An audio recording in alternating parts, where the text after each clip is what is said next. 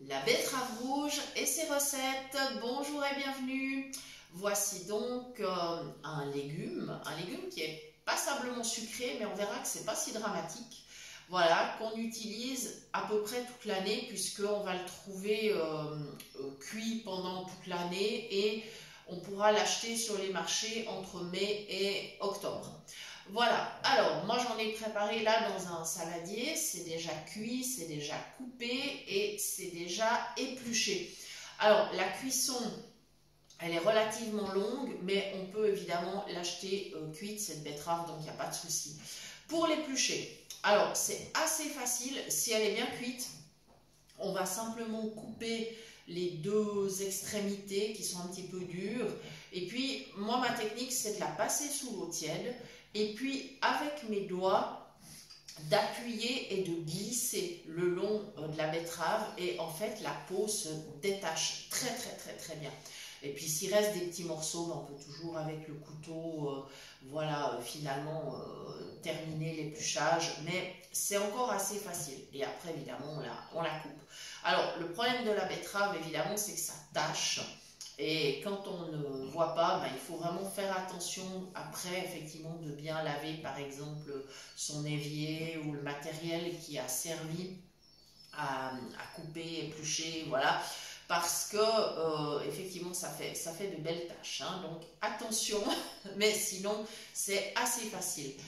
Cette betterave, elle permet de préparer plein de recettes. Souvent, on en fait de la salade. C'est vrai que c'est le plus courant.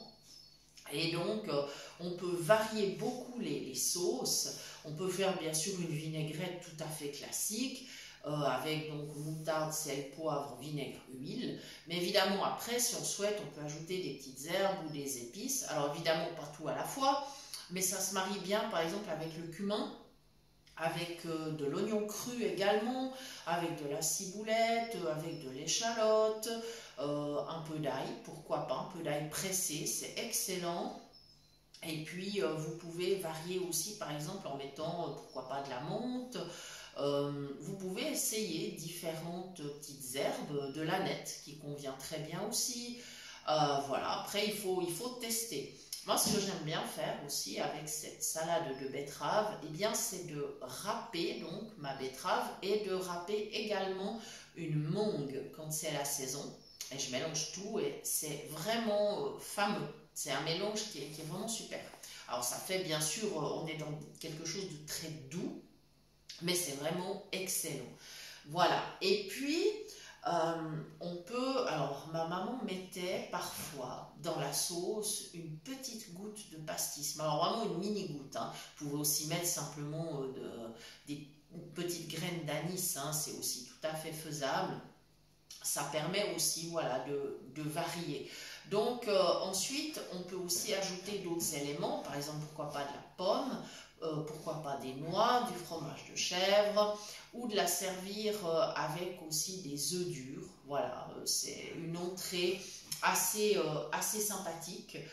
Voilà, donc là, on a vraiment parlé de la salade. Maintenant, côté diététique, alors je vous ai expliqué que c'était quand même pas mal sucré, ce qui est vrai, mais c'est un sucre naturel déjà, donc ça c'est déjà important à savoir. Et l'indice glycémique, quand elle est crue, si on l'utilise râpée crue, il va être autour de 30, donc plutôt raisonnable. Une fois cuite, évidemment, elle monte à 60, mais en général, on en consomme des petites portions et donc ce n'est pas très grave par rapport à tous les avantages qu'elle va vous apporter. D'abord, cette betterave rouge, elle contient des fibres qui sont vraiment super pour la digestion. Elle contient plein de vitamines, vitamine A, vitamine C. Elle contient des minéraux.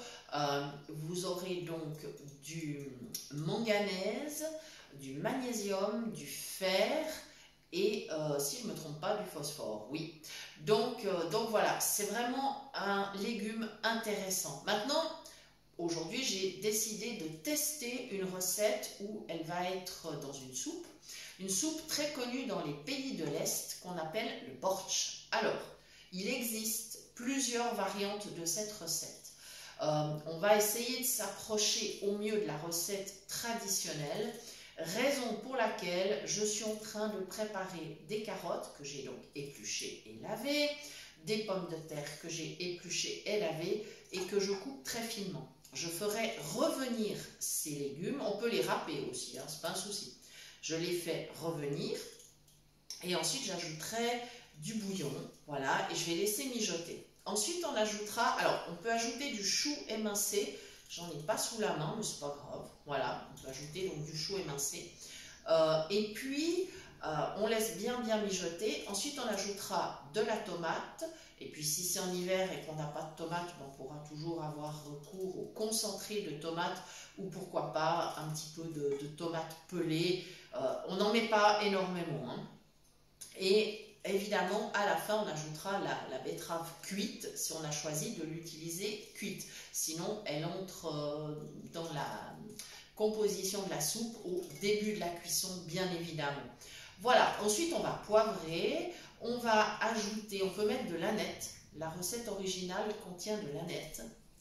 Et puis, une petite touche de vinaigre. Alors, ça peut être selon vos goûts, ça peut être vinaigre de cidre ou vinaigre balsamique, enfin un petit peu ce que vous avez sous la main, parce que c'est vraiment une petite goutte. Et une fois que tout sera bien cuit, alors à ce moment-là, on pourra servir cette soupe avec un petit peu de crème ou éventuellement crème ou j'ai un petit blanc, ben, ça reviendra sûrement, désolé, ça reviendra, voilà. Habituellement c'est de la crème, ah oui, du yaourt grec, et ben voilà, ça revient. Donc voilà, et ça fera un repas quand même assez complet, voilà, et plutôt sympathique. Voilà, donc j'espère vraiment que toutes ces idées autour de la betterave vous plairont et que ça va vous inspirer, et comme ça vous pourrez bénéficier de ces bienfaits. Voilà, donc je vous rappelle que vous pouvez également nous retrouver sur Facebook et dans le groupe WhatsApp Phoenix Cuisine Pratique qui a été créé en collaboration avec l'association Phoenix. Voilà, il me reste à vous remercier de nous avoir suivis et je vous donne rendez-vous très bientôt pour de nouvelles idées cuisine. Merci!